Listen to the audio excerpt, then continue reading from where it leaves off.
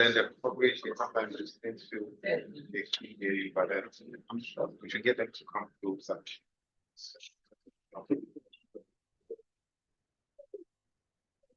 So before we get started, maybe an encouragement, since I've been sitting on the last lecture back there, and it's really difficult to understand what people are saying in front.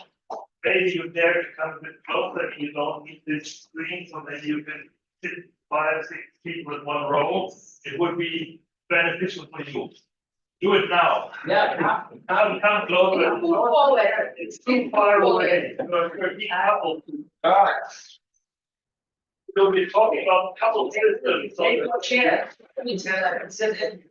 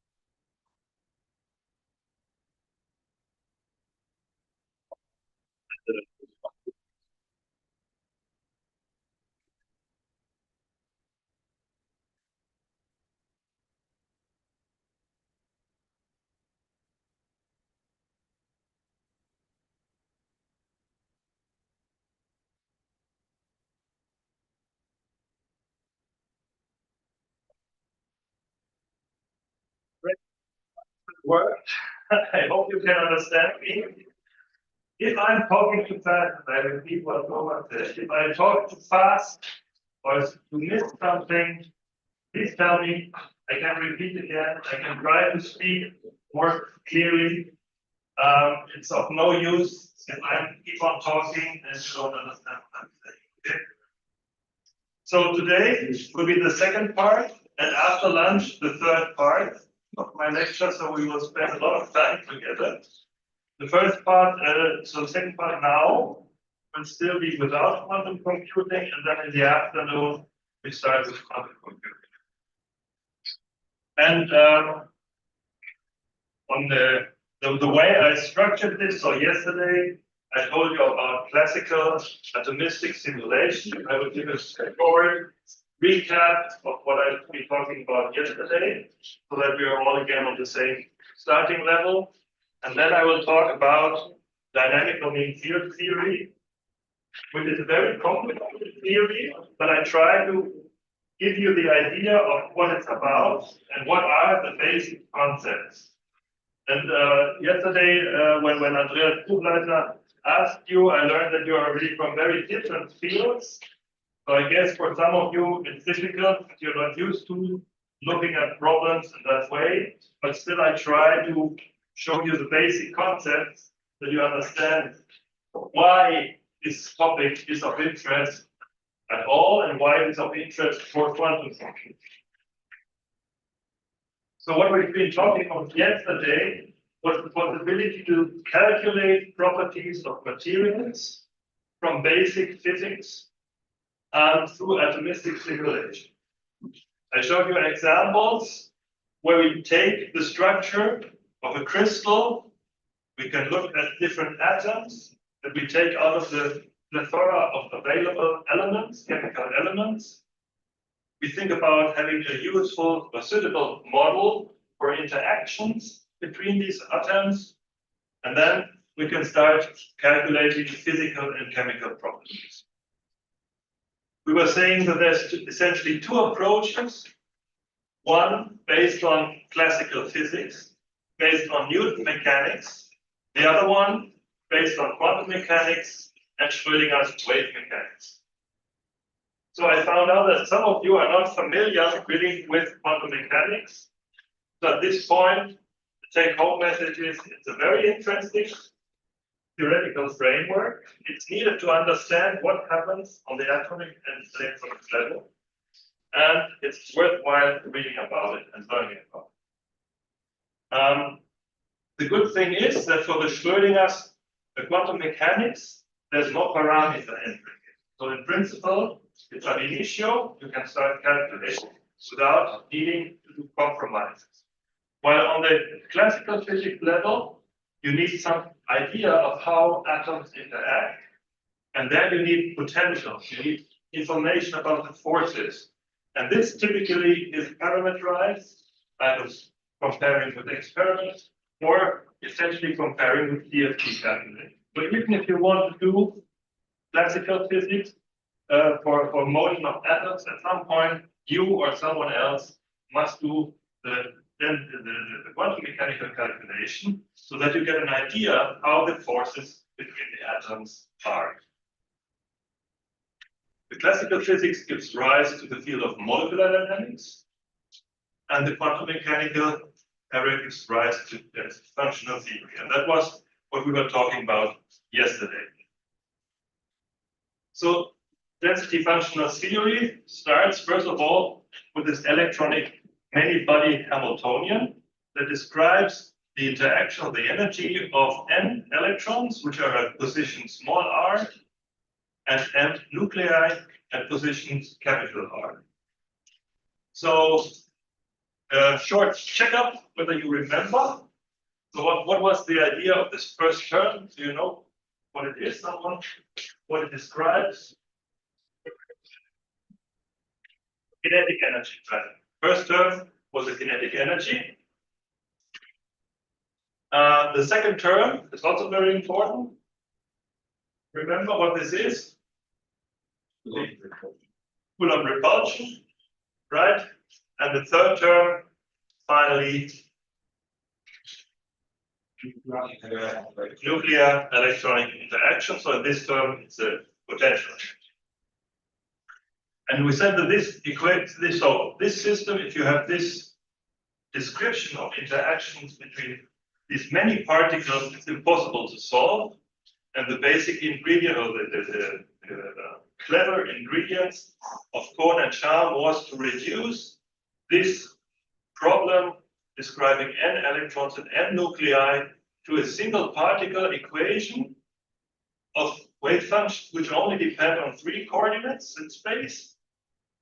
And the cost, so it's a single particle problem, there's only 1 coordinate here. And the cost is that this problem has to be solved for the whole set of orbitals, and the orbitals determine the density, and the density enters the problem. So somehow this is feedback, and you need to solve this iteratively. But this is computationally much more feasible, much easier to do than this, which is actually impossible. So this gave rise to the whole field of density function theory, to all the codes which are available, which some of you use, and many people have used in the last years. Applications.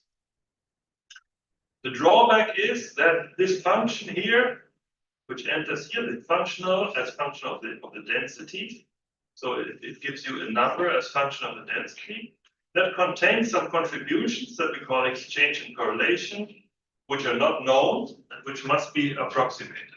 That's the drawback. However, there are many approximations around, new theory, and many approximations around, and there is what is called Jacob's ladder of density functional theory approximations.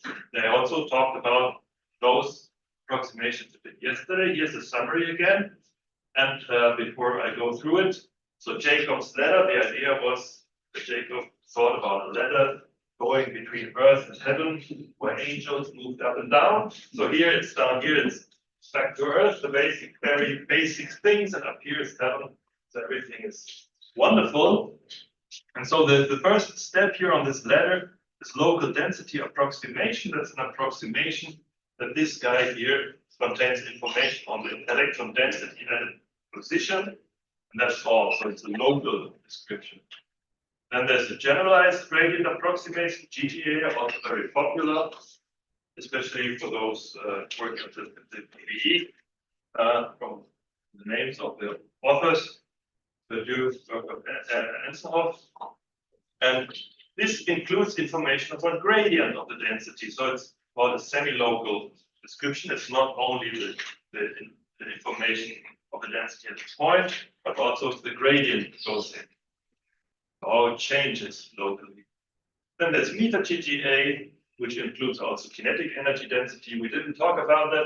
Then there's hybrid functionals. We talked about it late yesterday, which includes on some, let's say, semi-empirical level, includes some information from Hartree-Fock theory.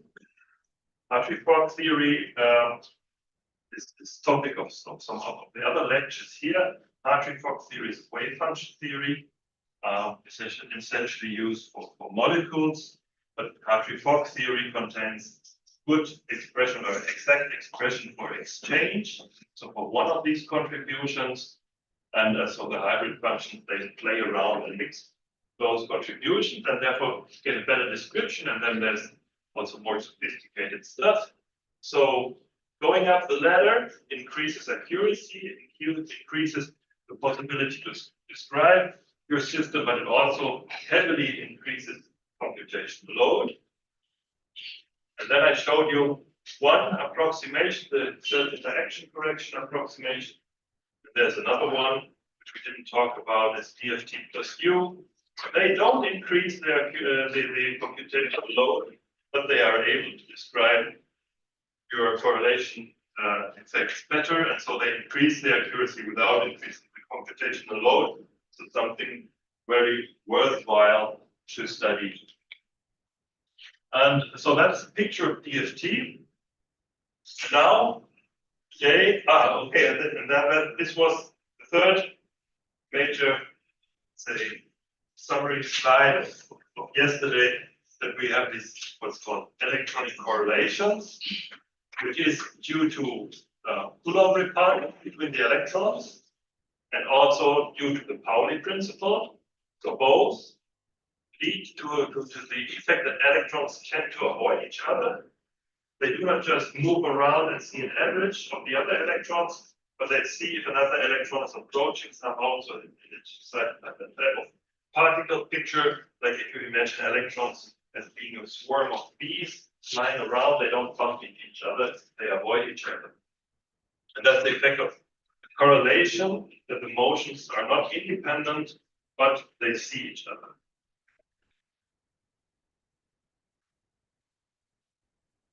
And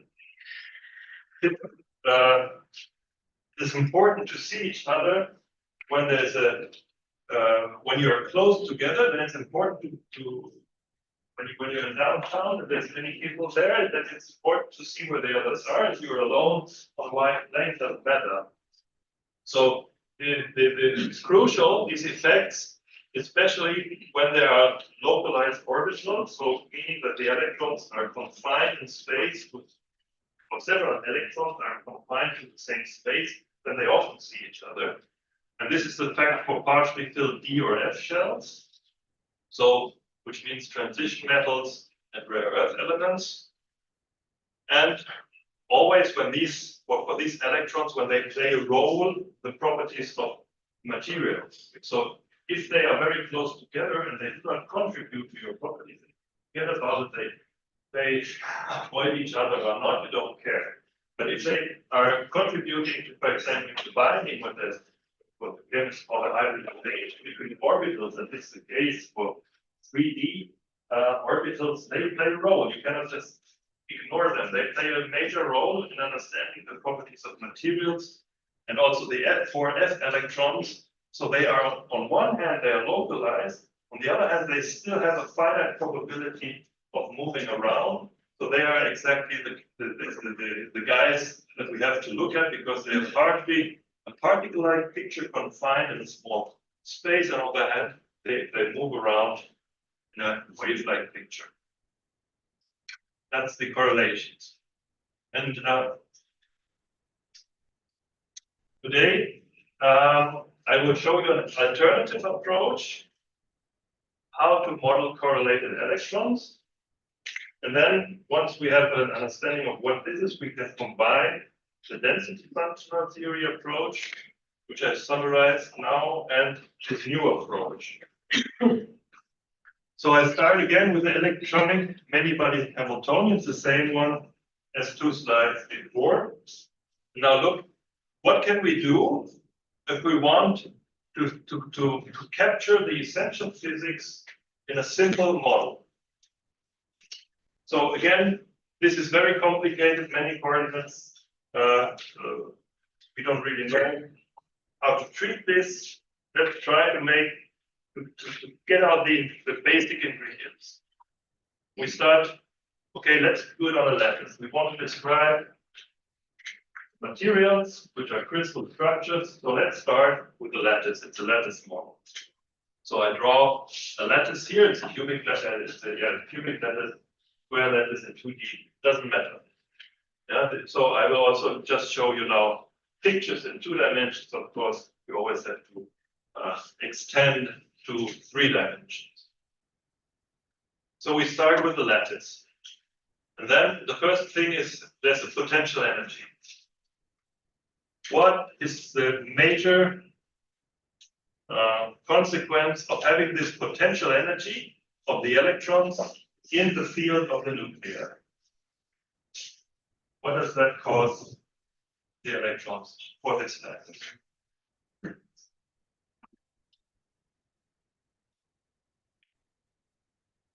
You can think of it the other way around. If this term was not there, so if this is 0,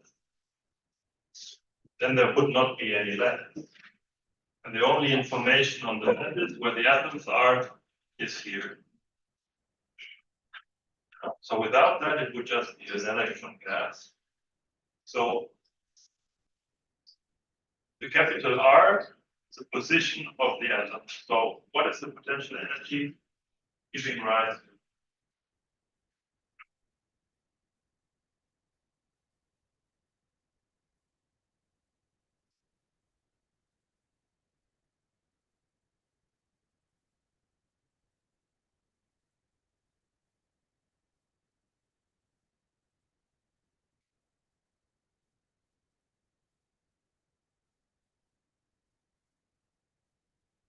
Potential, a function of the coordinate R. What does that mean? If you have an electron,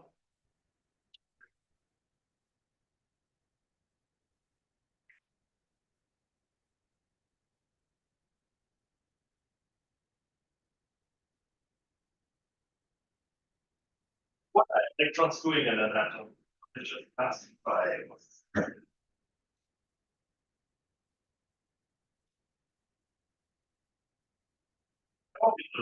They are bound. Yeah? So if you have a potential energy, and the energy of that certain energy levels in here, these are the orbit. Yeah?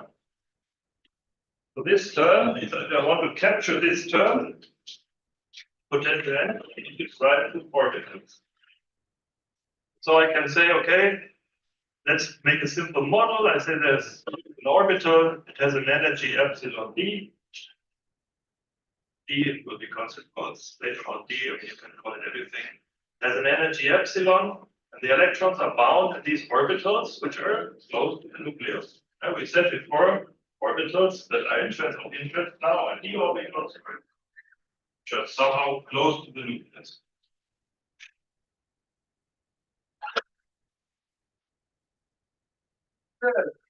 Angle somewhere. Why is it always? It's always.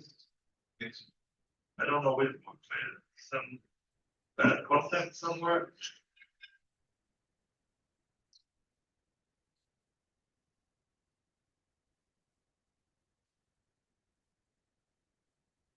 Okay, so at least it keeps you awake because it's flashing. So the potential energy gives rise to orbitals. They are localized, and for example, we will look at different spin degrees of freedom. So each electron, each of our orbitals can carry a spin up or a spin down electron.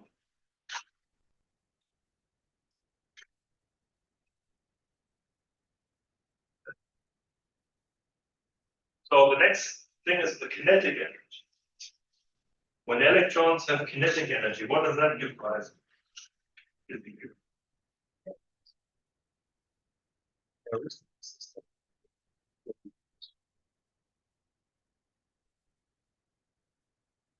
What does kinetic energy mean?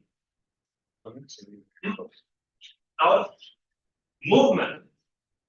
Kinetic energy is movement. So our model needs some movement. And the easiest thing is to say, let's have a model where we allow the electrons to move to the next neighbor.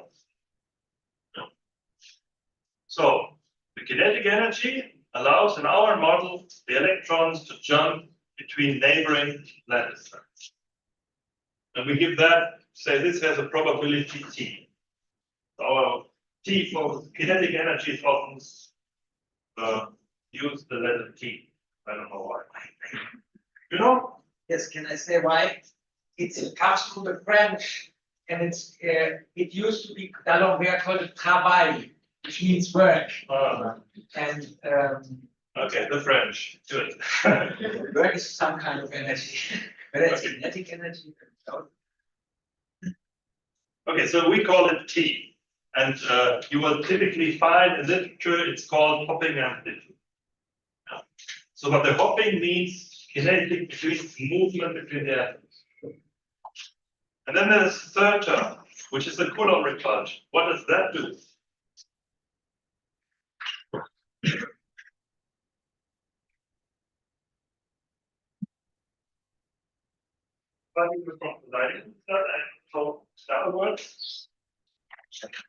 Is a repulsion. And for which scenario this term has its maximum value?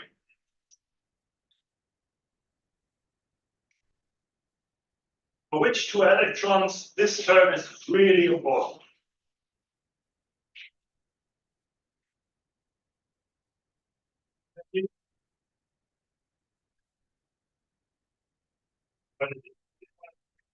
What? Yeah? And in which case is that the case? When they're both on the same atom. And we said each atom can carry a spin up and a spin down. So if one spin up and one spin down is on the same atom, that's a catastrophe for this term because this denominator is very small, it's very important. So our model contains the most essential aspect of this repulsion. We say that for two electrons of opposite spin that are on the same atomic orbital, we have some additional energy. And that the on-site interaction U. So we have three ingredients for our model, coming from the three terms of how these electrons interact. We have orbitals with a binding energy. This is one energy scale. We have the kinetic jumping between the positions with an amplitude T, that's the second scale. And then we have the on-site interaction U, which is the third scale. Actually, only the relative, so U in units of T and so on, you can get rid of one of these scales. And this model, with the different values of the parameters that they can take, describes the whole complex features of correlated system analytics. And depending on what are these values with respect to each other, you can derive very complicated material or electronic behavior, very interesting structures. You can come in regimes of superconductivity, you can come in regions of very magnetic, very interesting magnetic states, long-range order, whatever it is. It's a plethora of phases that come out of this very, very simple model. It's called the Hubbard model. The Hubbard model up to date is not solved. It looks very simple, it's not solved. So there's a lot of research still going on in different parameter regimes. Not everything, some parameter regimes are boring. Other regimes are interesting. I will show you why we get to interesting regimes. But this very simple model describes the essentials and is still so because the essentials are complicated, the model, although it looks simple, is still complicated. And there's a plethora of literature around on this Hubbard model. And always when you come to looking at correlated electrons, at some point you will come to Hubbard model. Okay. So the next slide will be a bit scary for those not familiar with the formulas, but I will just show it because those of you who are or who are working in the field will see the Hubbard model not only as this drawing, but will see the Hubbard model written as such an equation. Yeah. But I also again want to show you what is the essence of this equation. We have one term which has the orbital binding energy. Okay, that's one ingredient. The second term which has the on-site repulsion U, the second ingredient, and the third one, the kinetic hopping. The only thing we don't know what on Earth are those C, dagger, I, and so on. And now I just make a short reminder of what Andreas Buchleitner showed you yesterday. And I learned that it was new to some of you. So those to whom this was new, they can see here, okay, there's more than that. This example where it matters. And the other can make a bit the connection. For the harmonic oscillator, he showed you that you can write the harmonic oscillator also with some operators which had a dagger A term. He said that, okay, a dagger A on the states of the harmonic oscillator. I just draw it again here. So for the harmonic oscillator, you have a potential which is quadratic. And you have states that are equally spaced, which you number with n equal 1, 2, 1 with 0, 1, 2, 3. And the harmonic oscillator is important when it comes to describing photons. And he said that different excitations of the photonic field of the electromagnetic field are then the photons. And so you had already seen this type of operators. And so we just do the same kind of definition for the moment. We say that there is a number operator here. So this A dagger A was the number operator for the harmonic oscillator. So we now say this, okay, sorry, I think so here there should be C, small c. So this guy is a number operator for electron on the atom I with spin up. This one is a number operator of electron on orbital I with spin down. So just these guys just count how many electrons there are. So it's easier to write it in terms of this n.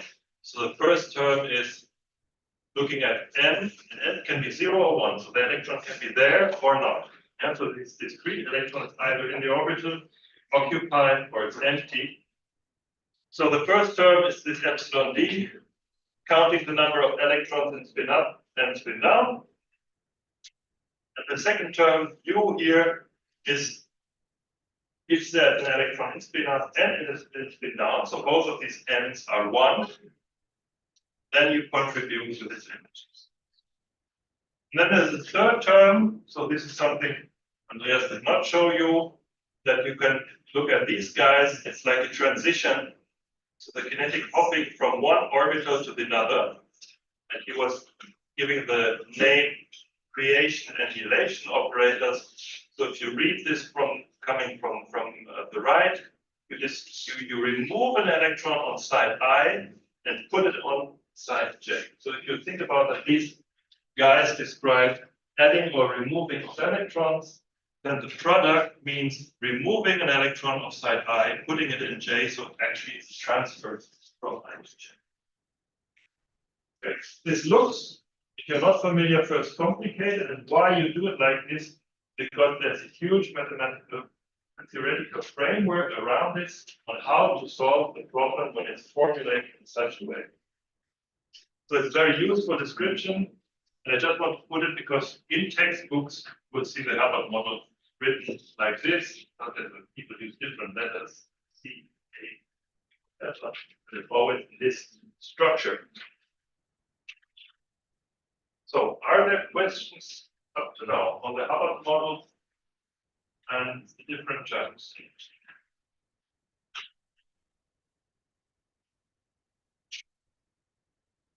That would be a good point to ask because now we can make use of this.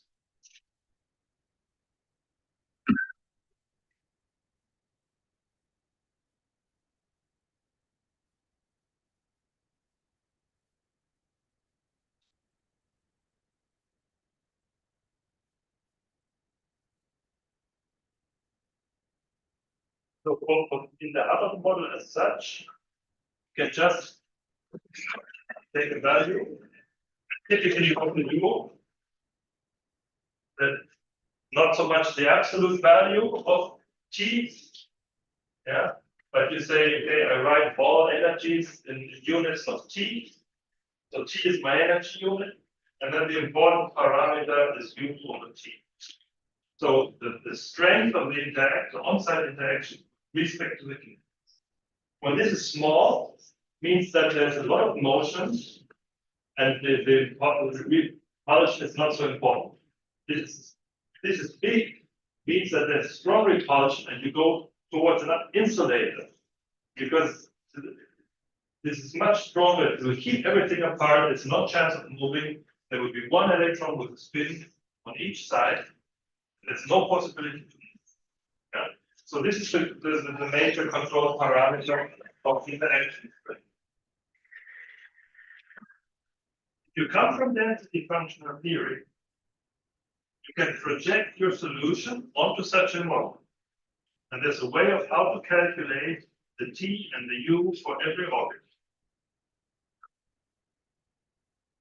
So if you do a density functional theory calculation, you have the density. You can project your density onto local atomic line orbitals, and then calculate overlap matrices. So that's what you actually then do when you want to solve it. With DFT calculation, but then there's not only one T, because there's many orbitals. There's not only between the same orbitals, you can jump from T to T, whatever. So it's getting a huge task, but that's what's done.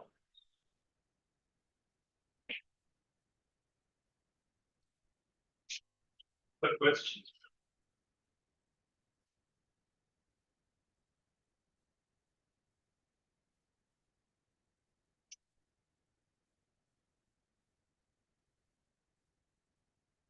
Next step I want to do with you is to look. Okay, so this was this kinetic term. The next one step I want to take is to look at this first sum, which is just the isolated atom. But just the physics of an orbital which can be occupied by one of those spins when there's on-site interaction. And then once we have understood what the isolated orbital does, we look at, okay, what happens if this isolated orbital is not so isolated anymore? But it starts to see that there's something around it. It starts to interchange, to interact with this one. Okay. And this is the viewpoint you take in dynamical mean field theory, and it's different to what you would otherwise typically would say, okay, let's first look at the kinetic term. The kinetic term in solid state physics gives you a band structure of independent particles, and then you would do a perturbation theory in the interaction. Look at small u. And that works if u is small, but if u is large, then that's not small. That doesn't work. The perturbation theory of a non-interacting system does not bring you to the interacting phase. So that's why we take the different view, looking at the atoms, and in DMFT it's all about keeping the structure of the atoms, because this is the essential part, this on-site repulsion. This is the essential part which governs the correlations. This we have to keep. We cannot make an approximation. One approximation, a mean field approximation, would be to say, okay, I don't look dynamically, what's the occupation? I interact with an average occupation. And then you're again in the mean field description, which doesn't give you the dynamical effect. I don't need to know on average whether there's an electron there when I move there. I need to know whether it's there now, not on average. That's why mean field fails.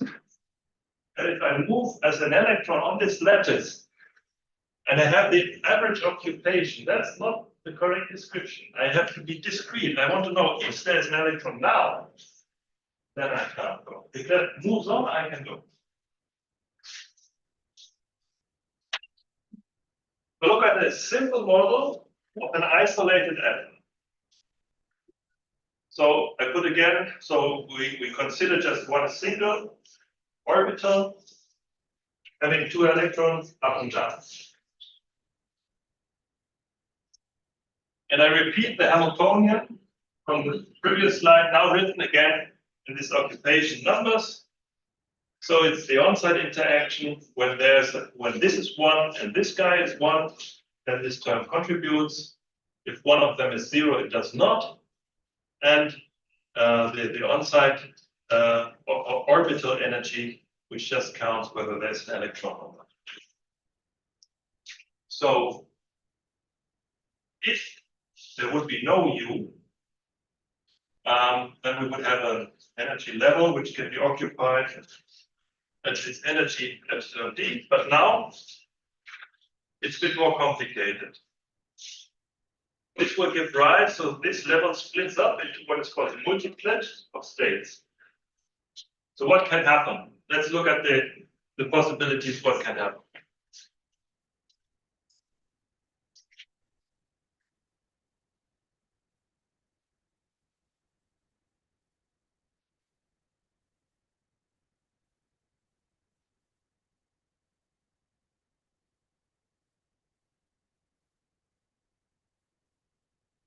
So first case is there's no electron on the lower, and no electron with spin up, and there's no electron with spin down.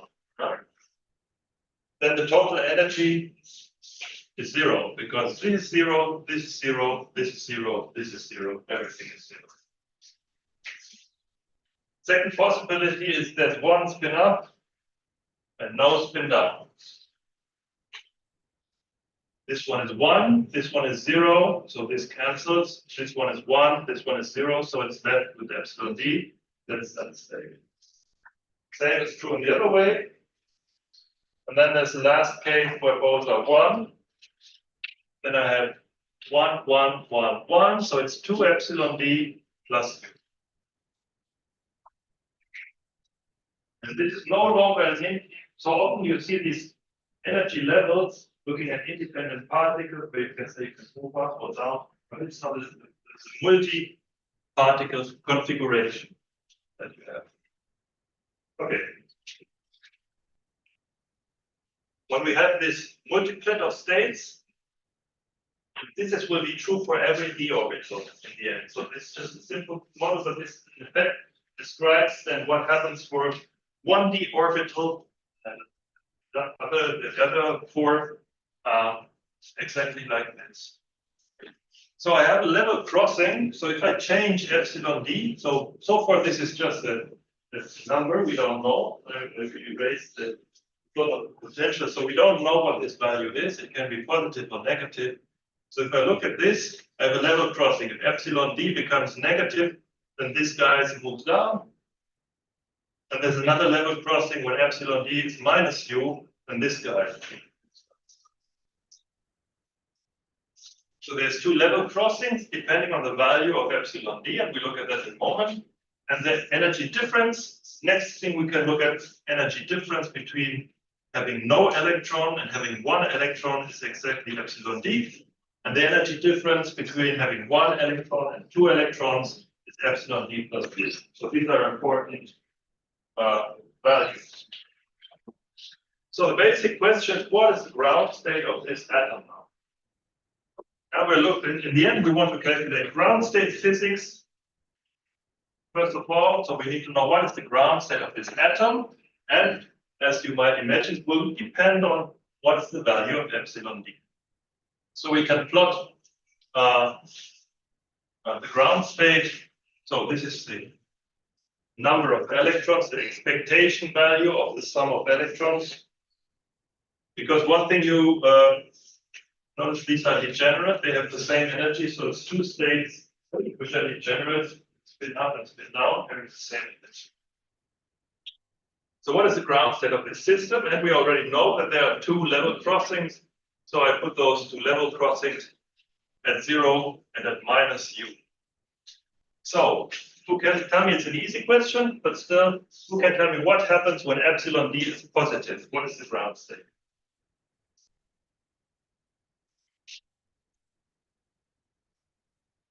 Epsilon d is a positive value, which is the state of lowest energy.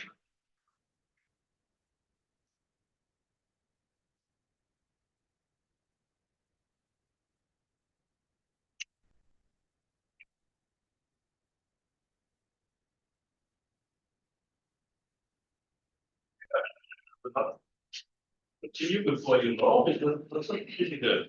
These are the different energy levels. We're looking for the energy level with the lowest energy. And which one has the lowest energy when epsilon d is positive? 0. So here, if epsilon d is positive, the ground state will be an empty atom.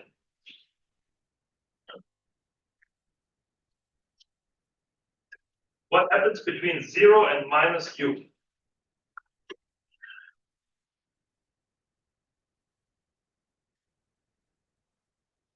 Epsilon is negative, but not too negative, just a bit negative.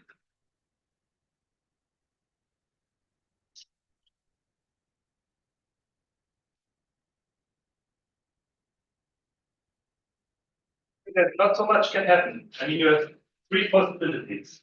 One is already gone.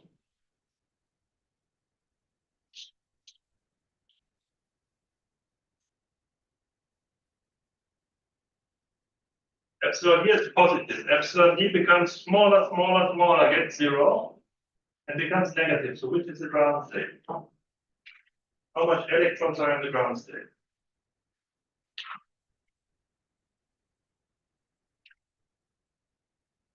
Okay, you have to make a gamble. You have 50% chance. How many electrons are in the ground state between 0 and minus 2?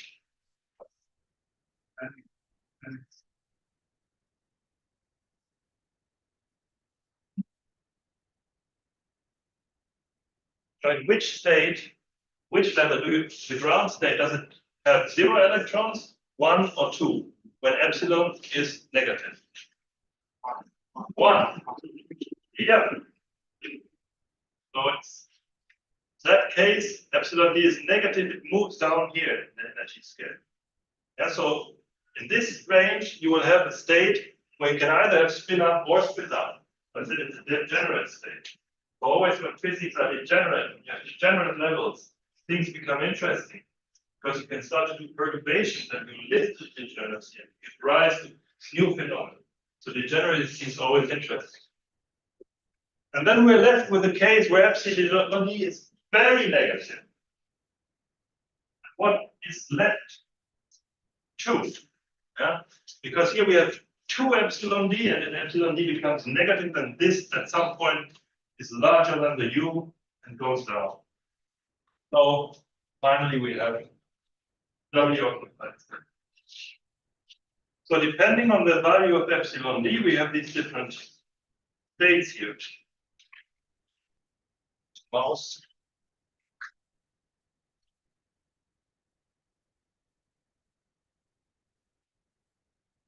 Okay, and then, so this was 0 temperature.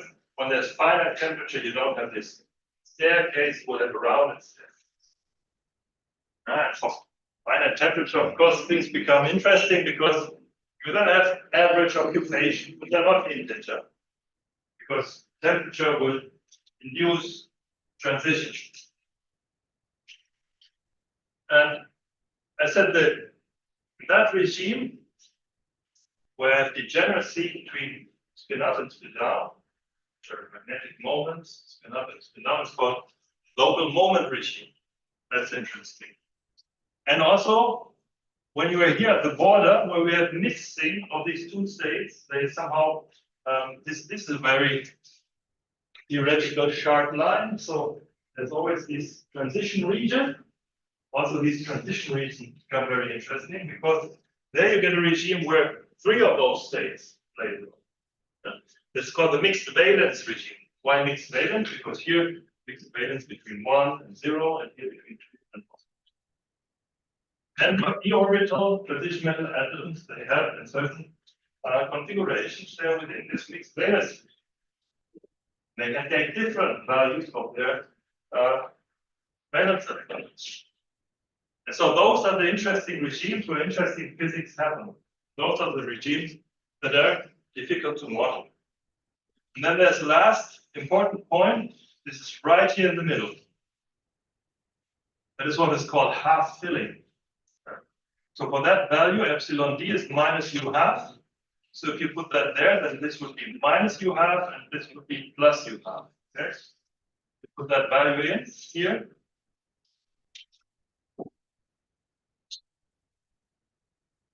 But the energy difference between that would be minus. So that's the point of half filling and particle hole symmetry, because you can, in a, like a semiconductor picture, you can think of removing an electron means adding a hole, and adding an electron or particle. So when you're just in the middle of this, it's called Coulomb staircase. If you're just in the middle, that is what is called what? Particle hole symmetry, because there's symmetry between going from there to the left or the right. All right.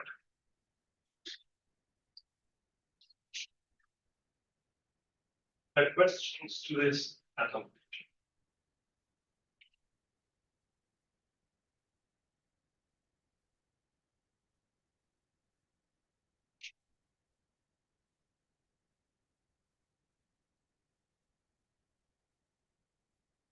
Questions?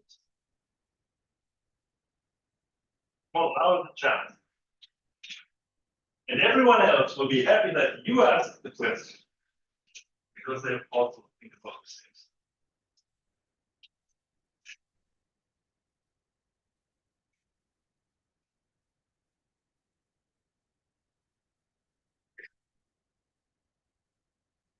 Then let's start to put this atom into contact with some environment. But first, check this also. But first, let us look at it at what is the fingerprint if we try to do an experiment. We have this atom. We want to do an experiment. What could we observe? We could try to put an electron, to add an electron, or to remove an electron. Photoelectron, or even a photoelectron. Does exactly this. Removes electrons from orbitals or adds electrons. So that can probe what state of my atom. And then what you measure is in a spectrum. So we're looking at the spectral function. The spectral function is the probability to add or remove an electron with energy omega to the system. And now, not to confuse you, frequency-dependent function. And so why do I talk of energy when there's frequency there? This will occur every time again, and Andrea said it yesterday also. Don't be confused. What is the connection between the frequency omega and the energy?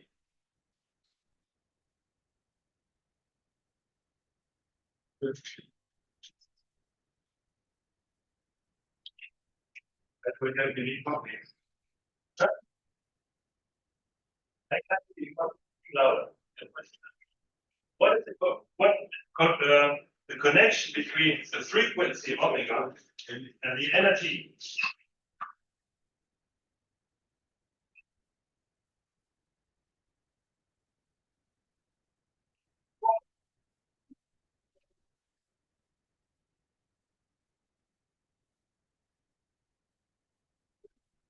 Yeah.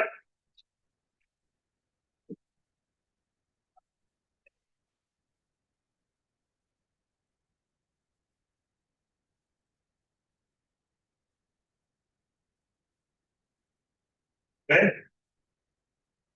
And theoretical physicists sometimes write the H bar, sometimes not. It's all equivalent. And here, if I say the spectral function is written as function of frequency, I'm talking about the probability to move an electron with the energy, but of course it's a disconnection between the frequency and the energy. And so this is just a constant. So for this model, you have an idea of how the spectral function looks. Which kind of energy can I put to the system or remove from the system? When I want to put an electron or remove an electron, which are the values I can measure?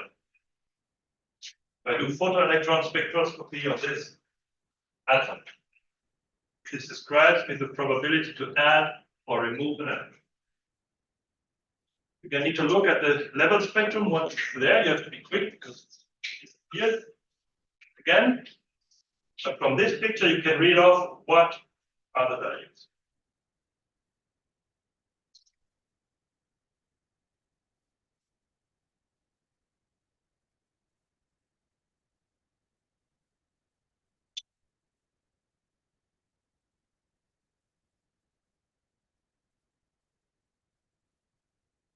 And let's say we start in this half-filling regime. So we say our atom has exactly one electron. Spin up or spin down. It has one electron. We want to see which energy values are observed in the photoelectron spectrum or inverse.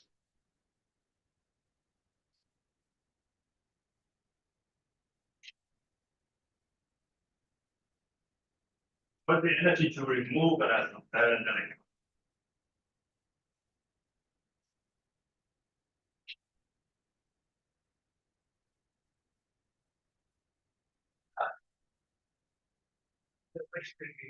What is the energy to remove an electron from this state? If the ground state is this one, and I want to remove an electron, what is the energy I need?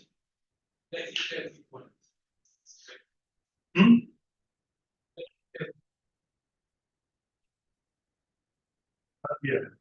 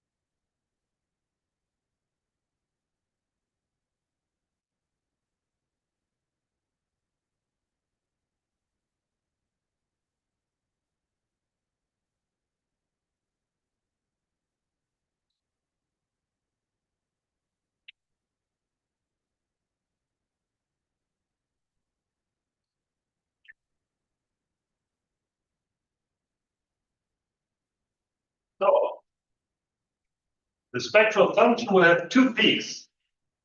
One at minus ED, that's the energy to remove an electron. Here you gain epsilon D.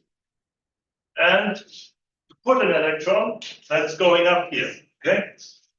So here that's the energy difference, epsilon D. And the energy difference up here is epsilon D plus U. And these two values you see in the spectral function. Okay.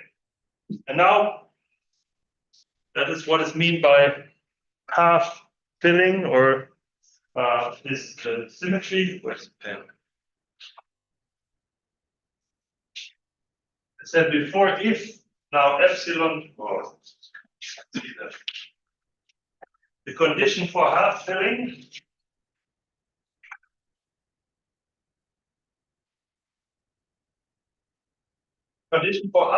was that epsilon D is equal to minus U over 2.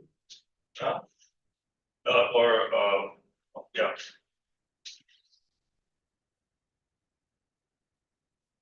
Okay, yeah. And so in the plus. Okay, so mixing with the must be careful with the signs here, but that would mean that the upper energy level is for this distance is minus U half plus U half, and the other one is minus U half. Yeah. So if you put that in, then this is plus you have, and this is minus you have, and you would see something of minus you have, plus you have.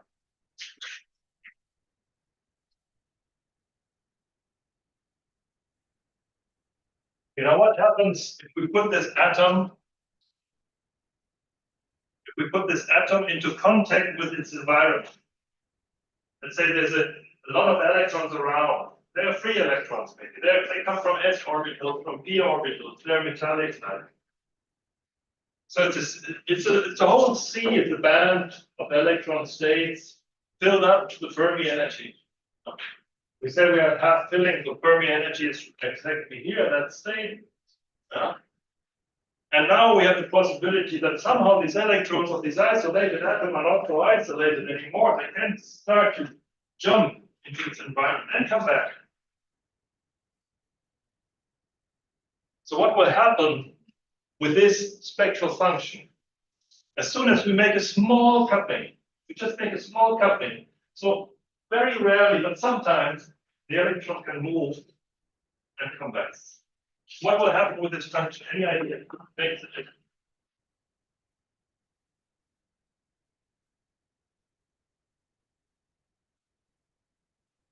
What will happen?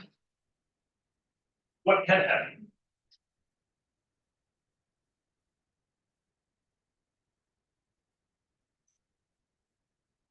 That's the question. If this is 0, there's no coupling, we have this function. Now we make a small d. We can make it bigger and bigger and bigger. So what can happen with this function? How does that change? Just give a suggestion. What can happen?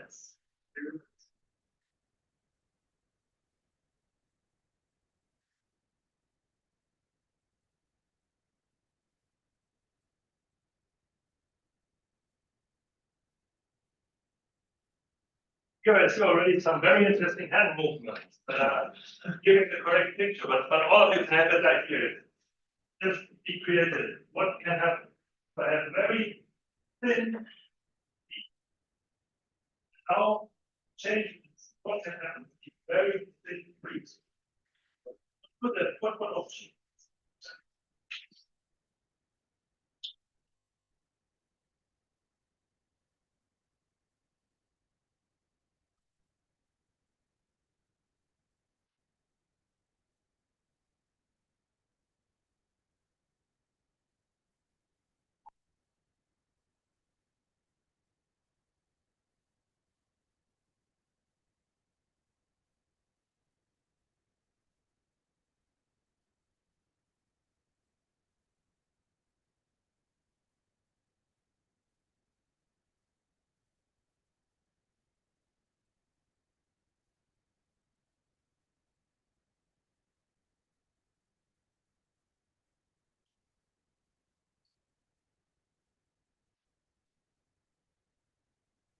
Or evolutionary. What else?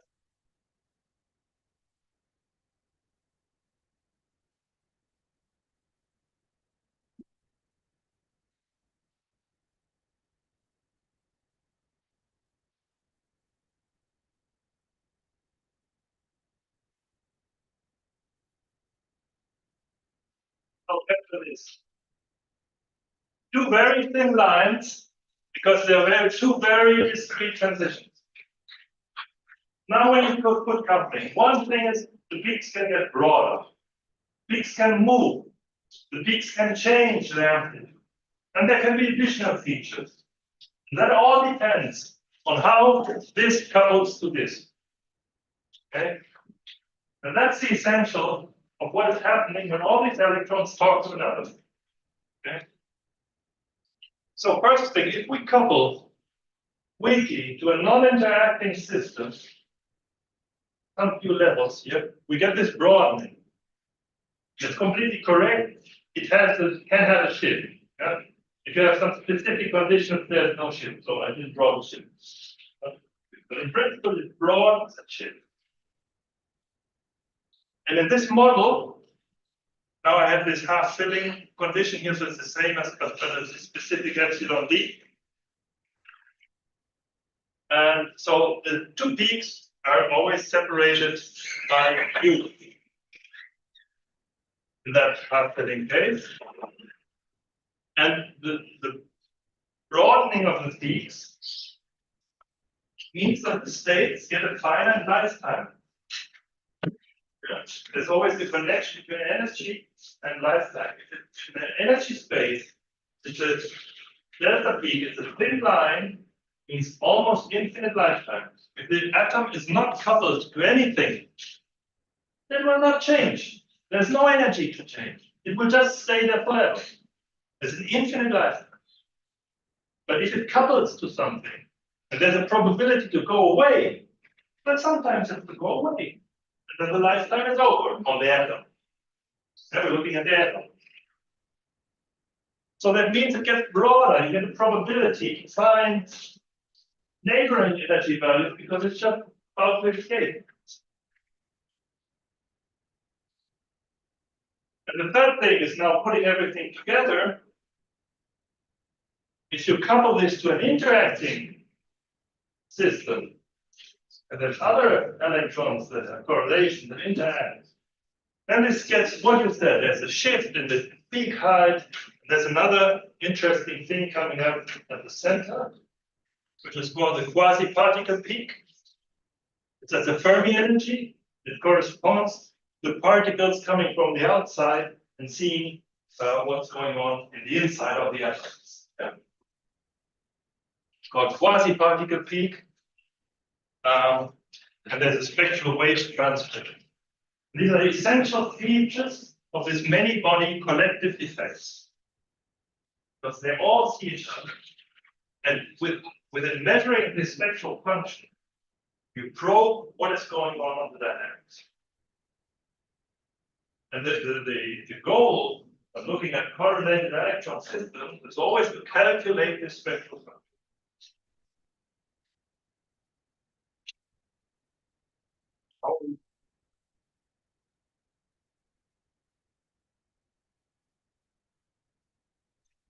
Okay, I would suggest to take a break of 10 minutes, then take the final steps to understand how we get from here to dynamic cooking. Okay, so let's get back at 10 minutes. If there are questions, you can come to me now and ask.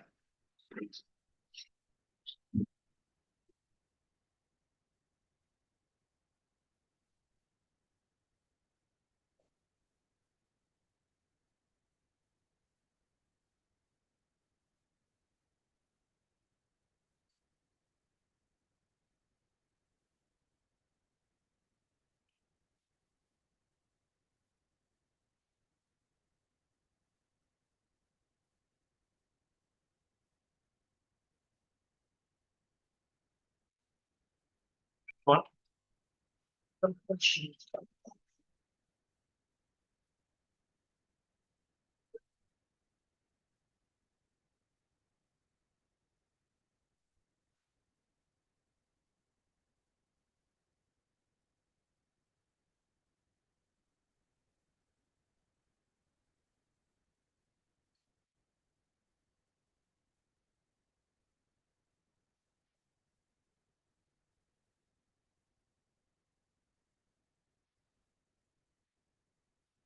Take the value, we the larger than 0, so that the order is exactly this. Lowest one. No, no, something positive is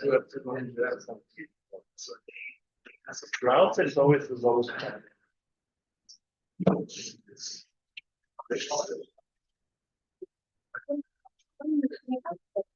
Yeah.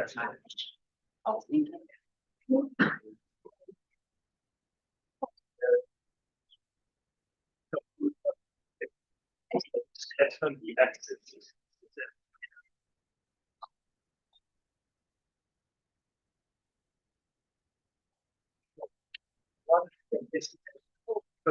Epsilon is negative, then this side I draw this off. Let's go to the board. I can maybe it become more clear.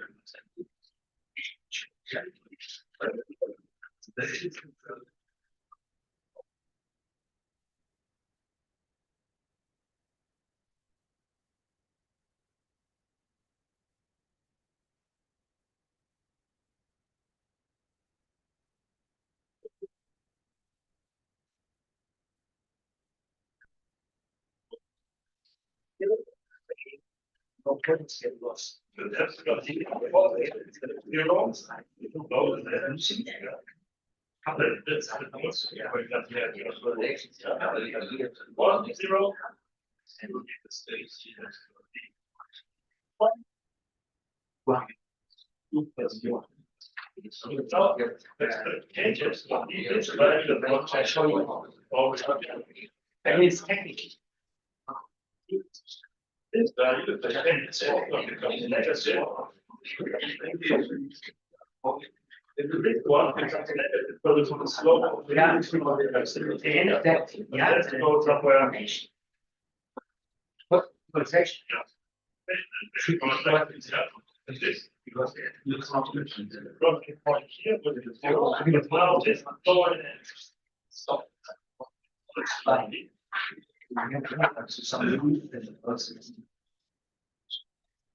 So this was, this line here was intersect here on my skill.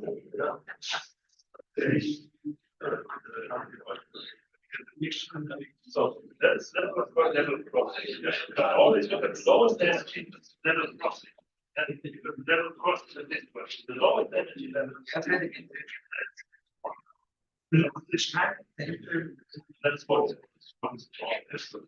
Maybe I should. But this is drawing this implies that it's positive. Otherwise, they would not do it. But if they're not, and this one goes down, this one goes down. So when they cross this.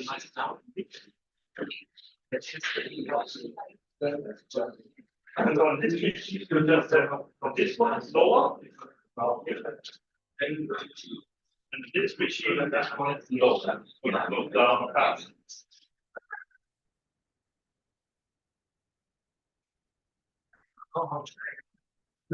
Yes, please.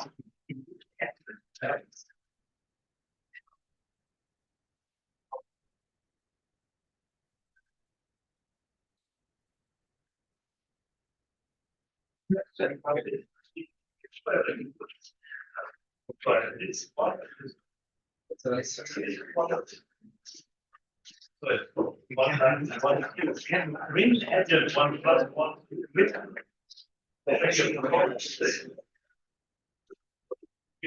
we're not interacts. One additional page.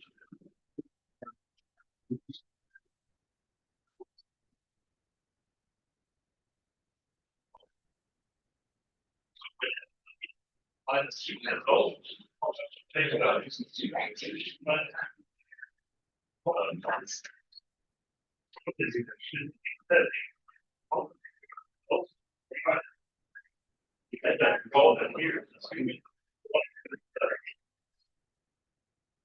So no,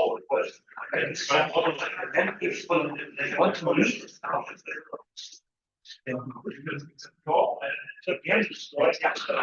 So you should people did somehow come out, but did that carry this kit? So we have a box.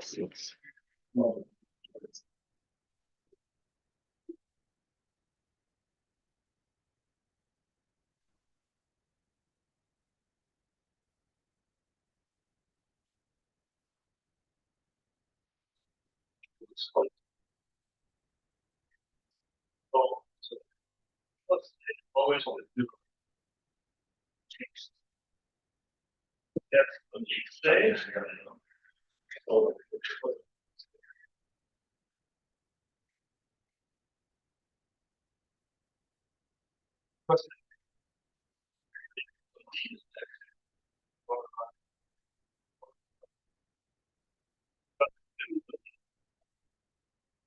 Look at this one, it's low edge.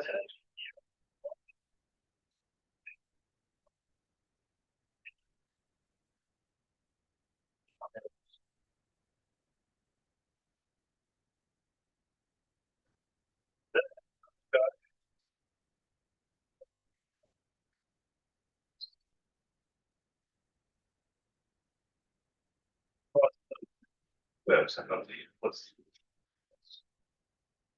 define, we will draw. When it's draw, for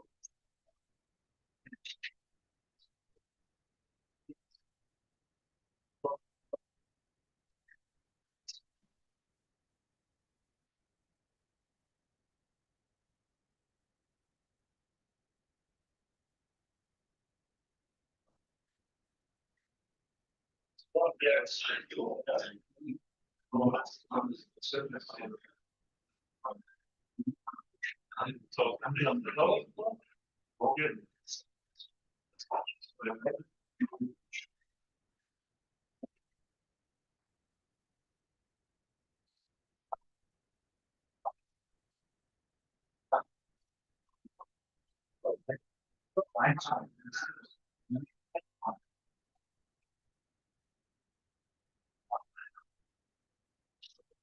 So, so the plotting of your notes, what the one that's quite no.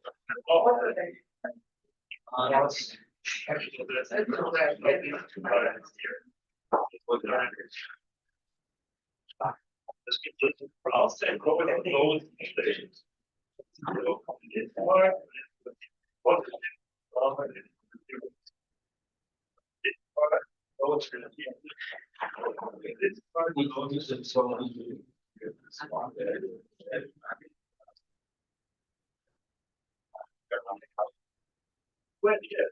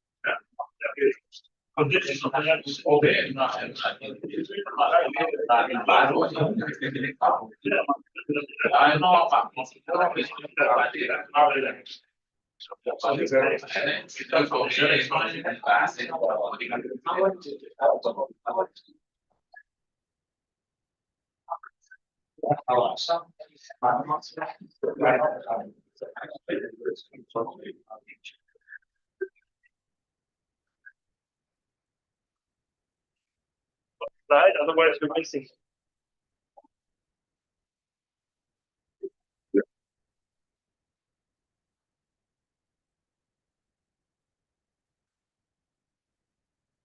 Sorry.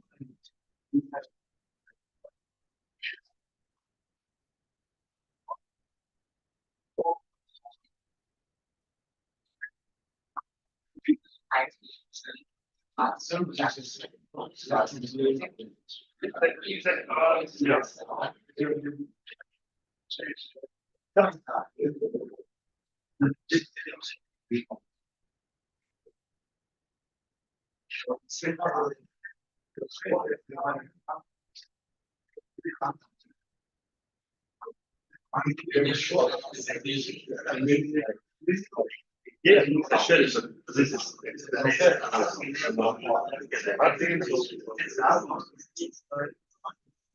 That's the idea of hybrid. EDE is usually yeah, that's PTA approximation. So TD zero says okay, I don't just take TD, but I take what is it? modification, let's say 55%. I take the full TV coverage, but I don't take 75% of TVE. Just put a factor of 75%. And then put 25% of this guy. Okay? And this is what is the hard reform. Hard reform is exactly the wave function. This is exactly the definition of the mechanical You have relatives, one about drives, and if you would put on the intent, you would have the same formula with the same formula, but then you would have a density density curve. And now you mix. That's the exchange. So you have the red orbital, one R, and the red orbital, one R prime. That's staying out, and the other one. So this is just the calculation. Find this. From the normal. I know why it's there. So it's a quantum mechanical. That's exchange. And if you write it down as wave function, that's the exact expression. We do not have the wave function that way. We just have density. So we don't have this. On the other hand, Hansi-Fock doesn't have the correlation. So that's why Hansi-Fock fails. And that's the function theory principle has it, but not written in that form. The design correctly. So the idea is, yes, we just take a bit of this and mix the same idea with the other hybrid function. Yeah. Oh, that's the regular one? Yeah, 25% of that. And then because this is very difficult to calculate. You have to do long range doubling. So it achieves that the idea, okay, maybe it's only important, they are close together, so we take some short range, long range, it's mathematical. And it's always the same idea. Wave function, which is one to the same. Yeah, but I have one quantity that I don't use restrictions. Why not 100%? Because it's getting completely wrong. So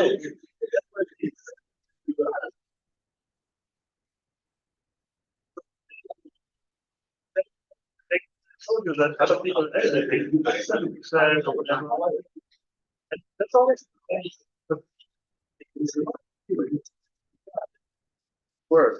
We have understood semi-empirical. It can be hard, that's right, or not. That's what I showed you. The results sometimes agree, sometimes they don't agree. And that's a bit dangerous, these things, because different papers with literature.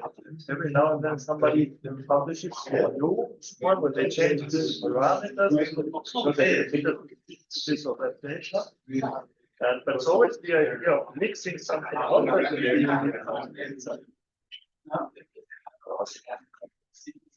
So, machine learning. So the machine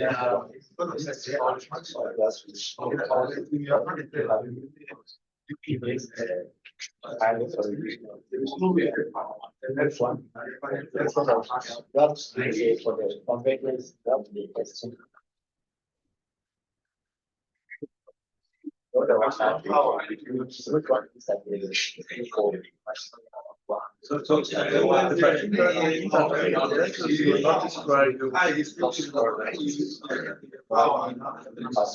machine learning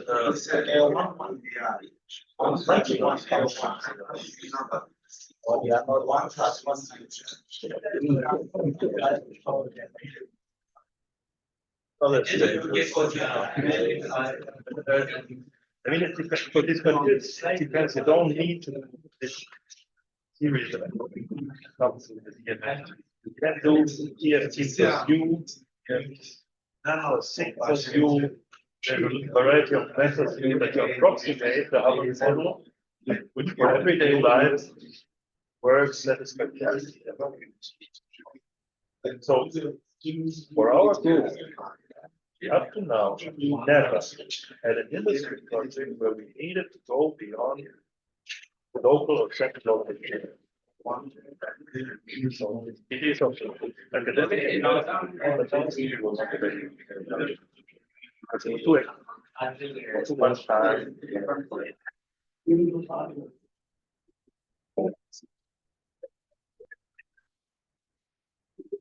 Continue, you cannot have control.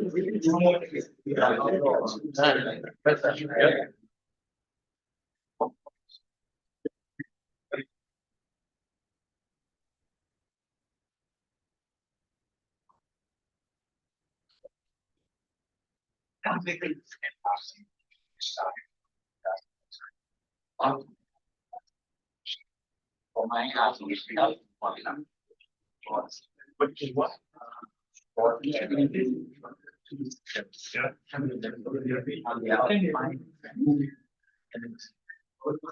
but then, but the simple in general, in general, so what's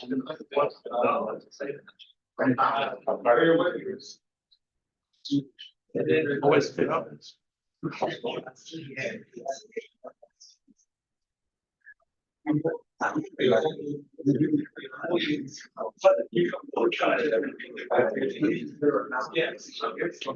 Zero or one, zero or one down. The sun is.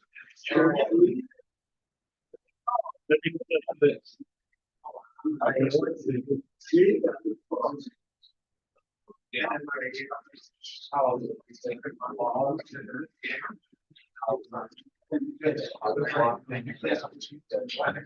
Ja, schön.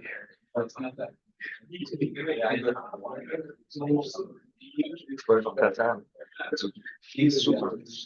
Aber auch in Deutsch schlägt es wahrscheinlich hin, ich nicht hören. Das ist ja so schwierig.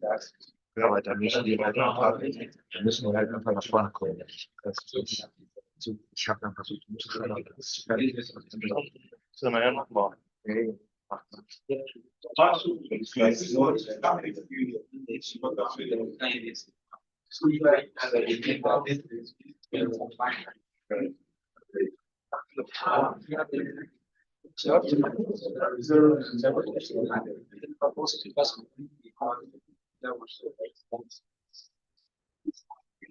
Jetzt auch weiterreden. Das ist wichtiger als ich noch was ich immer brauche. Hattest du jetzt ein Mikrofon? Ja, auch laut geredet. Der sagt, wo immer noch zu teilen. Also ich glaube schon bei jedem.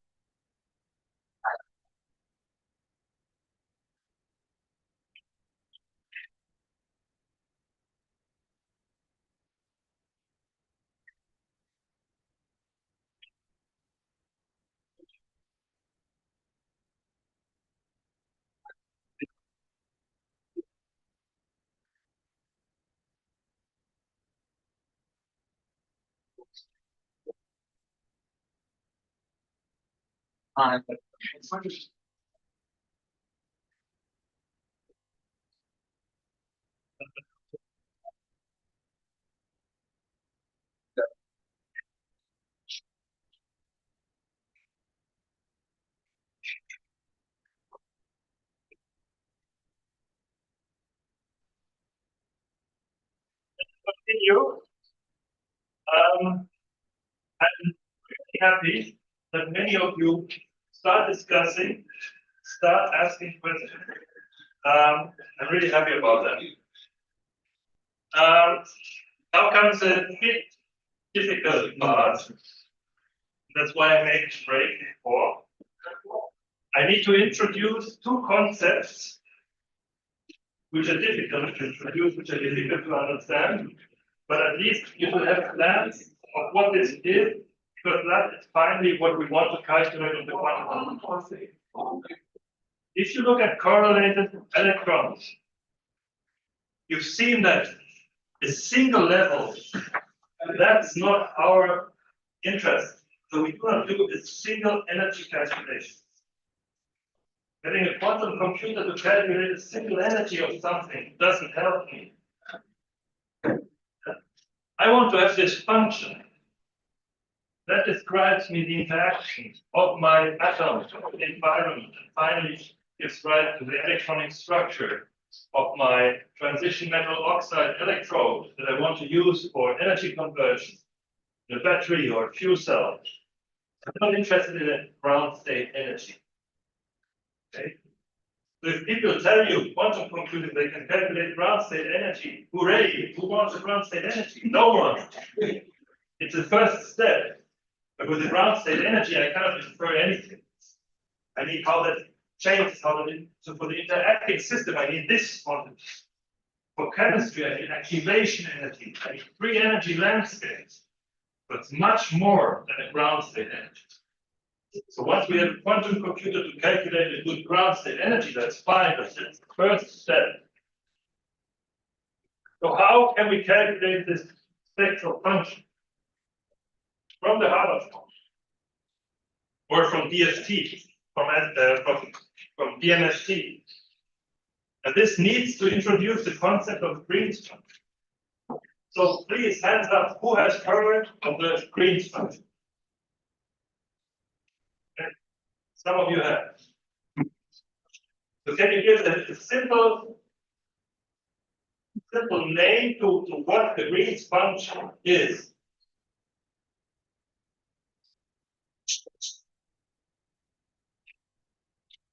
Can you put it in your own words? What would you say? What is the Green's function?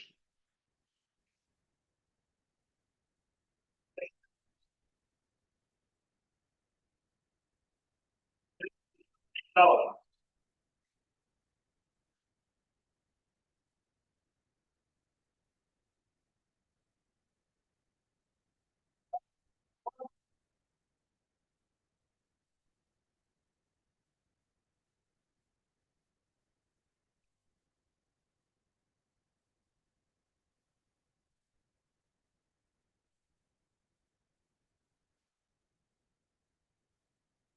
Or another word for Green's function, which is used in literature sometimes.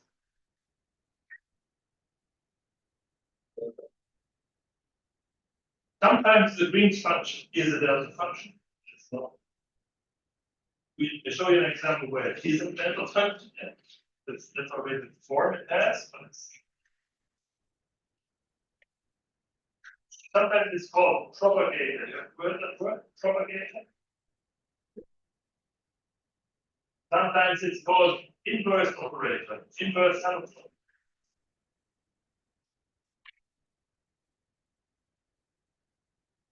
So, in our sense now, the Green's function is called a propagator.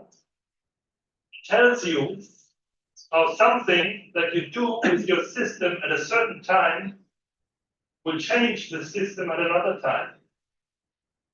So how anything that happens propagates in time. Okay? And often this Green's function depends not on these 2 points in time, on the time axis, like the time where something happens, and the time where you measure, but just on the time difference. This translation you can translate the time difference. And then, if it depends just on one time variable, you can do a Fourier transform, and you get a Green's function in frequency again, or we raised it, the h bar, in energy space. minus here.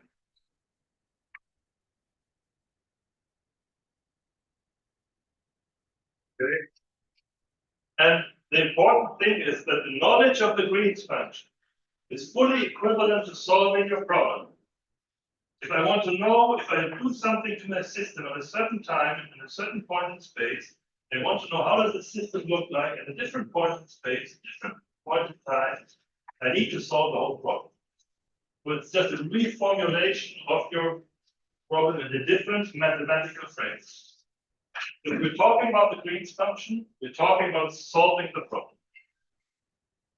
And solving the problem means solving the Schrödinger equation. In our case, solving the many-particle Schrödinger, solving the full Hubble, everything. When we have the solution, we can have the Green's function. Just a way of expressing the solution. Why do we do this at all? Because there's a huge mathematical framework of how to solve a problem in terms of Green's. Okay? So if you really want to solve problems, you go via Green's function. In many cases. Also in your DST calculations, at some point you can look and could construct a Green's function. Because when you have the solution, you have the Green's function. So let's look at a very simple problem. Again, a single level, like our single level of a non-interacting, just a single level at an energy. The Schrödinger equation we want to solve here, time-dependent Schrödinger equation, is the time derivative, and this is the energy of the single level. That's the single particle Schrödinger equation for single level at energy E0. Anyone knows directly how the solution looks like of psi? Differential equation. Also, the mathematicians can join, even if they've never known what a wave function is, but they can hopefully solve this differential equation. How does it look?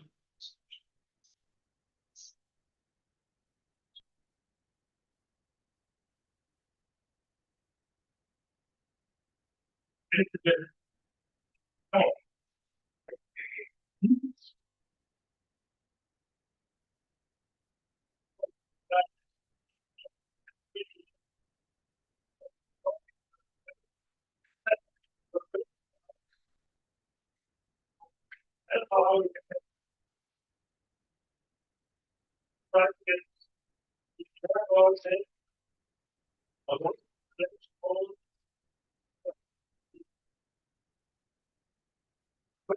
How the solution of this differential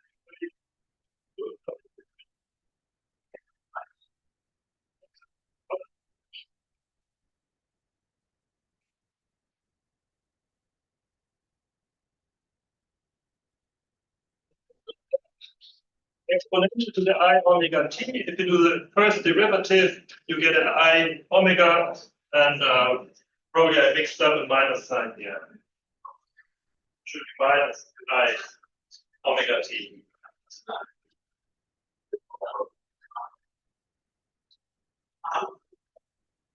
Now consider that the Schrödinger equation is not the isolated level. Yeah.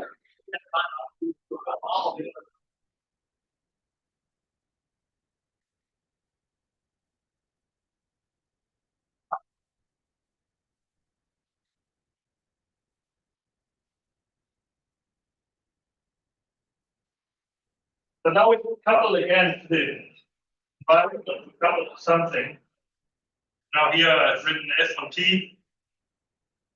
So there's just something acting as a time-dependent function on my level. Then the solution of this equation will look like this, where you have an integral over the Green's function and this perturbation. And the Green's function will look like this. It has this Heaviside function, which just is.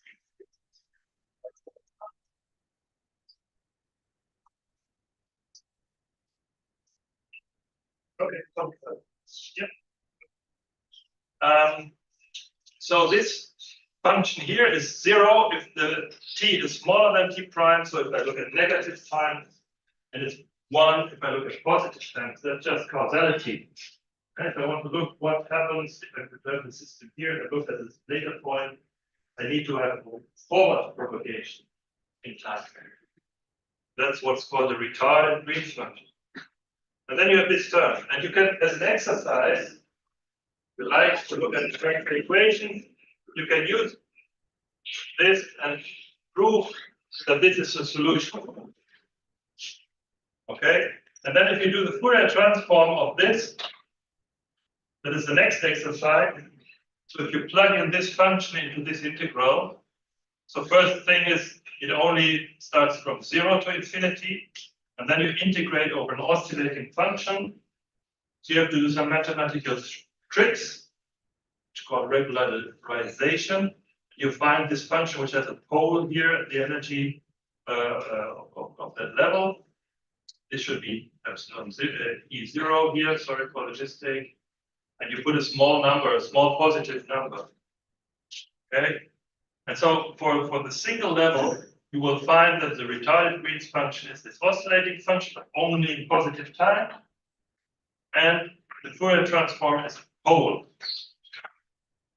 And this pole already reminds you of this spike we've seen in the spectral function.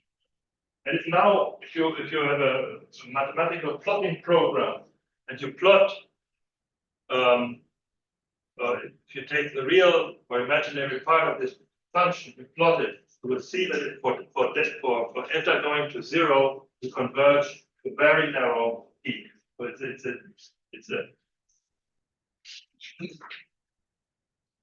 it's a representation of the delta function. Yeah.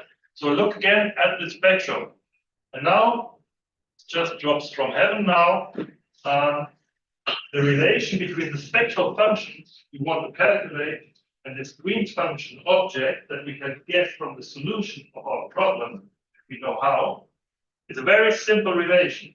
The imaginary part of the Green's function is the spectral function. So if I want to have the spectral function and the information of the response of my system to its environment, I need to calculate the retarded Green's function, and then I'm done. In frequency space. So let's go through that, and then we go to lunch. This is again the retarded Green's function of an isolated level. I showed on the previous slide with some positive eta here. And I said if I take the imaginary part, and this is good exercise to do so, just a hint here. So if I want to take, I first need to write the function here, say, just give you the hint of how to do it, but then you, so this is the Green's function here. Then I multiply. So I multiply with the identity on both sides. I have one here. So I multiply with omega minus epsilon over h plus I eta. It's the same. So I didn't change anything. This is 1. This is 1. About my handwriting. And then you can do the math and you see what is the real part and what is the imaginary. So do this exercise, please, at some point, because it's important, not only here, important many parts of physics. This is the representation, so this is a Lorentzian function, and it's the representation of the delta function. When eta goes to 0, this is the delta function. So this recovers these peaks here. Yeah? For those peaks are the epsilon values from this plot. Now what happens with the coupling? We said the next plot was coupling to the environment, coupling to non-interacting electrons. We see a broadening of the peak. We see the shift of the peak position. Then the Green's function would get an additional number here, and this number is called self-energy. That's the concept of self-energy. It comes from the calculation. You do the calculation, you solve your problem, coupled level with the environment, you write down the Green's function as the result, and you will see it will look similar to the previous one, but now there's an additional term here, which we call sigma typically, which we call self-energy. And if you look at the real part and the imaginary part, the real part of the sigma, you can add up trigger energy value, so that shifts the position of the energy value, peaks, and the imaginary part broadens, yeah, because this eta finally is the width of the peak, as you see here, the Lorentz here, yeah. So if eta goes to 0, that has no width, but if eta is finite, that has a width eta. And now if there's not only eta down here, but the sigma, then the imaginary part broadens. So if I want to understand this type of spectral function, I do the calculation, I solve my model, and I want to derive the self-energy. When I derive the self-energy, I know how the peaks shift and how they broaden. Okay.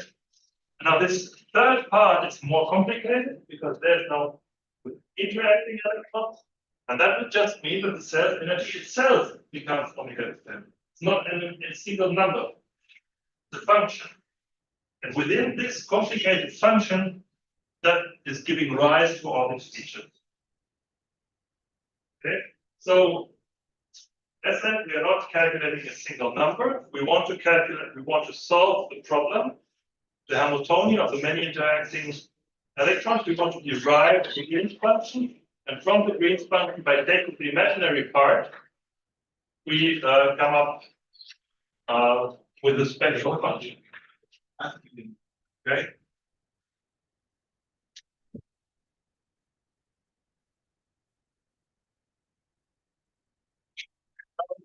Point where we can go to lunch. I'm putting all this together. We have on the left the Hubbard model. I depicted it here with our individual atoms. Each atom has its levels, spin up and spin down. We have the kinetic term hopping between the atoms. We have the on-site energy working on the atoms. We can get those parameters from a DFT calculation projecting on the global atomic orbitals.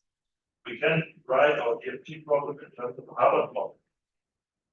And then the idea of dynamical mean field theory is the following. We now take this model and we just single out one of the atoms, one of the orbitals.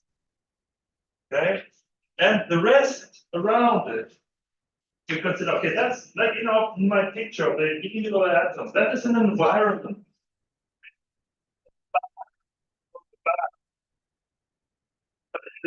This framework is a non-interacting bath. Non-interacting bath that is specially designed to represent what is the effect of everything around this single atom.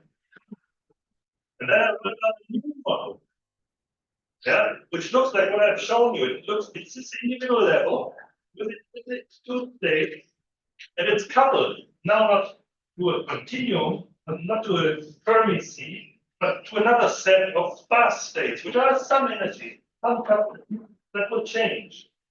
That's called the Anderson purity. The simplification here, I have many interacting atoms. On the right-hand side, I have one interaction. And I have transferred the interaction of all the environment to coupling of this one interacting atom with the bath. But it's complicated. The bath is complicated. The self-energy is not a number. The self-energy is a complicated function. Yeah? If this was a simple bath, it would just have the broadening and the shift would just shift. That's it. Here, the physics of the bath are complicated, but we have described it by a lot of levels with different couplings. So levels at epsilon I, different couplings, Vi. And the way you now solve it is that you do it iteratively. You start here, you do an averaging of the rest, you solve this model, and then you put back the information into this model. So, and the condition of convergence here is exactly the Green's function. The Green's function, I said, is the solution of the problem. And I want that the solution of my lattice model for the specific atom locally is the same as the solution for this model on the actually. So the effective on-site lattice Green's function projected on one lattice side here must equal the local interacting Green's function. That's the condition. Okay. So it's somehow converging the two solutions of the two models. But why do you do it? Because this one is very difficult to treat. And this one, there are methods to treat it.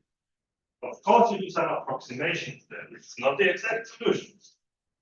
Yeah. That's why it's called dynamical mean field. Mean because you do some averaging, but dynamical because you take in all these frequency dependent terms in the self-image. So you have really dynamics of your states. You look here with the bath, but the bath itself is non-interacting. That's the great simplification. So you calculate your lattice Green's function, you parameterize your bath, you solve this model here, and then you bring back the updated model. And that's the convergency loop of DMFT. Okay. If you now do parameterization of this guy with DFT, couple DFT plus DMFT.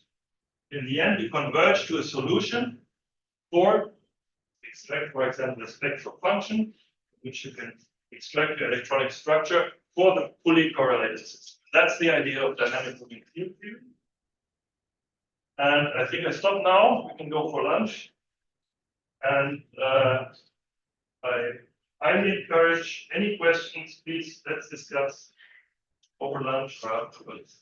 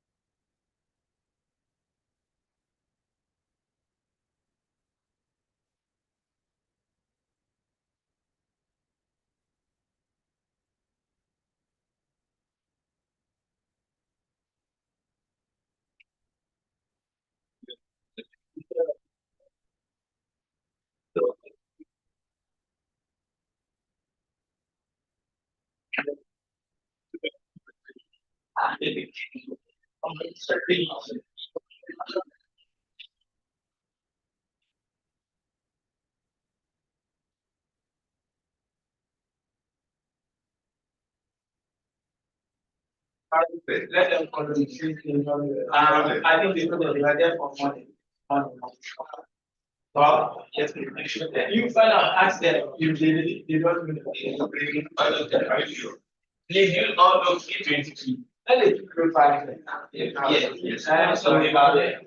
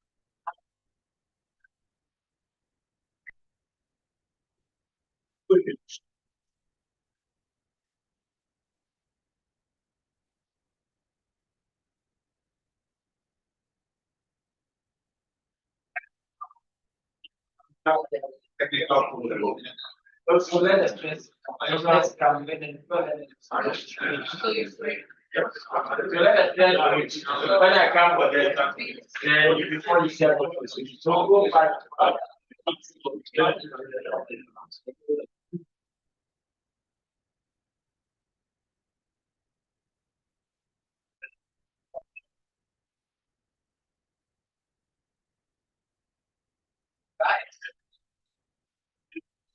Sounds with that, so. Yeah.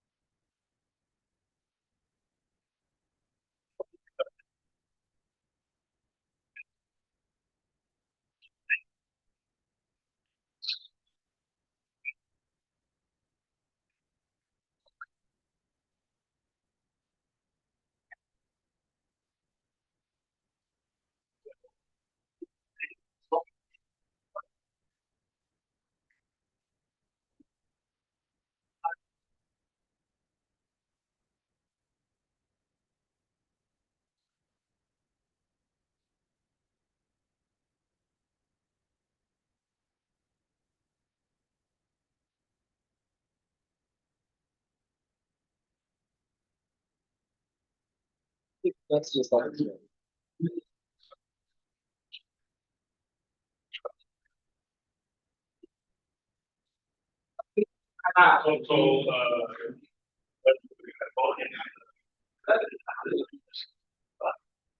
That's just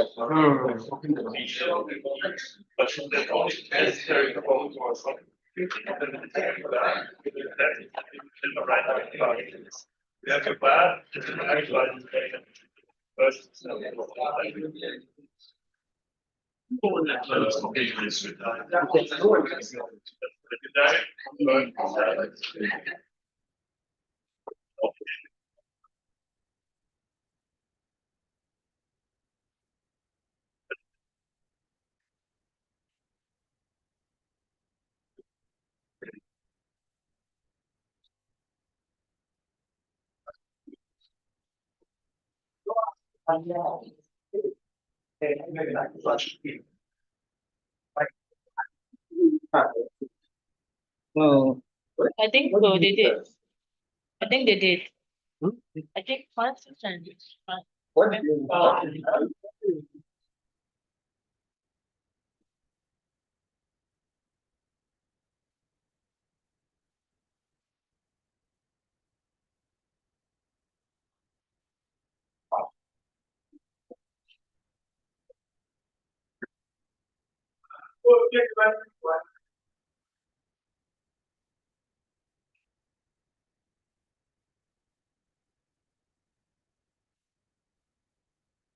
I've chatted, I don't want.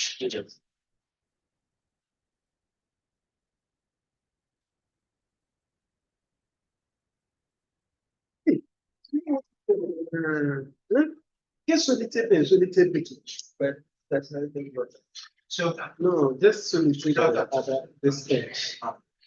Or you can get what's your group. Can get super group. What is it? But when you pause there, you will have issues. But is it down?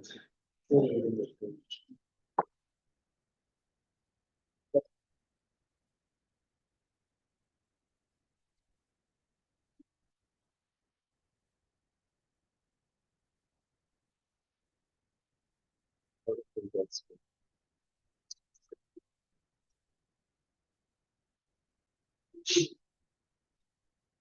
so this camera that they bought, what's the use?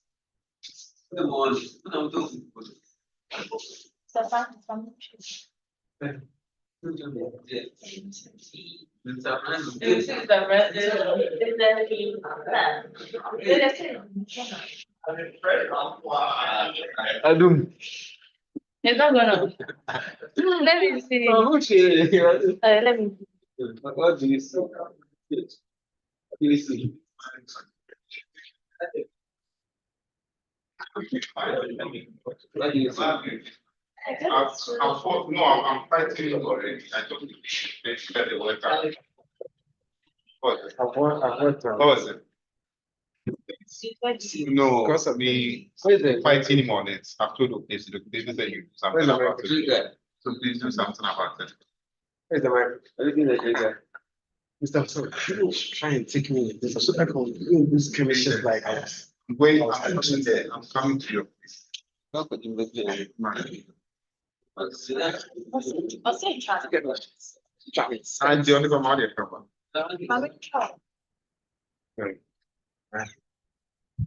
So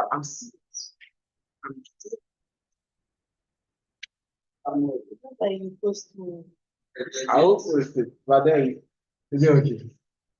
So we have to try the mic. Yeah, it will wait, don't The worry. other one. Alright, not that. But mine is different. Come. That's fine. Yeah, she's going to stand. Ah.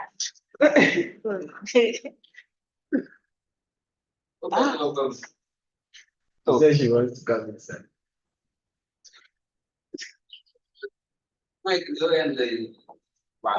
Oh, different British. No one. He doesn't want the three of us to act.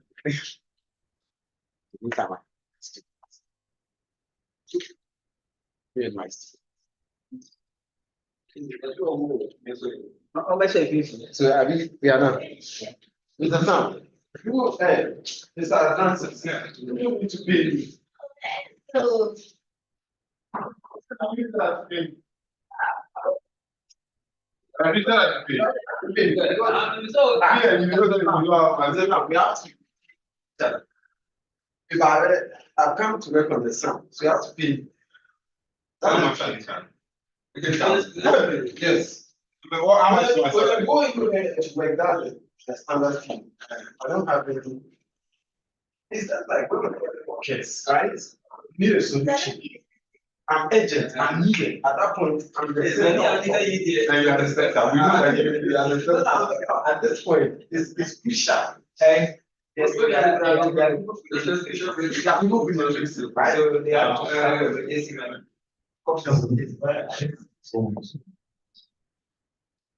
Don't have to be shy.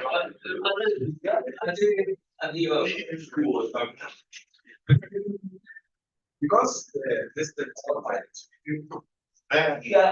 I'm saying, So you have to get the cushion. it's sport. I said wrap it. You should wrap this cushion. Abi has bought some. You should wrap it. I can buy. You see, anytime I buy something for this car, you don't reimburse me. You don't pay me. So don't, me, I'm advising. I'll buy it. You can not pay. Don't bother. Run it off. Put it on the top. You see, this is not your church mindset. You the check people that they've done amplification and done. Move close. Yeah, I'll about to.